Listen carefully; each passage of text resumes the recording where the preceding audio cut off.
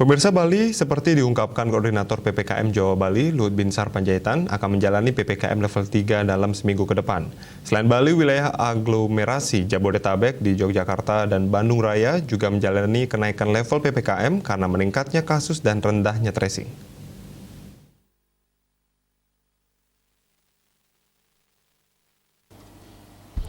Dihadapkan pada karakteristik berbeda dari Delta, kata Luhut, pemerintah menerapkan beberapa penyesuaian aturan level 3 dalam penanganan Omikron ini, yang mengatakan penyesuaian kebijakan akan dititikberatkan pada lanjut usia lansia, komorbid, dan belum divaksin.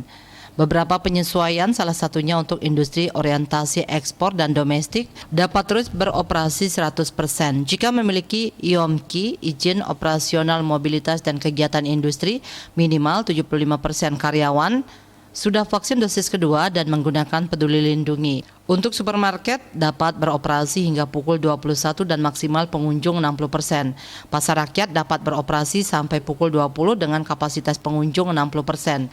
Untuk mal akan dibuka sampai pukul 21 maksimal 60% pengunjung. Bagi anak kurang dari 12 tahun diizinkan masuk mal jika sudah divaksin minimal dosis 1. Tempat bermain anak serta tempat hiburan dapat dibuka maksimal 35% kapasitas pengunjung dan wajib bukti vaksinasi dosis anak di bawah 12 tahun.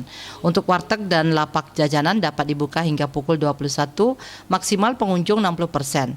Kafe dan restoran juga dapat dibuka dengan pengunjung 60% dari kapasitas hingga pukul 21. Untuk bioskop tetap dibuka dengan anak di bawah 12 tahun diperbolehkan masuk tapi harus sudah menerima dosis pertama. Untuk tempat ibadah maksimal 50% dari kapasitasnya. Fasilitas umum dan kegiatan seni budaya juga bisa dibuka dengan keterisian 25% dari kapasitasnya. Semua ini akan dilihat dalam minggu ini. Kalau minggu ini bagus, minggu depan akan lebih longgar. Pemerintah tidak ingin hal ini menimbulkan ketakutan dan ekonomi akan terganggu, padahal sebenarnya tidak ada masalah.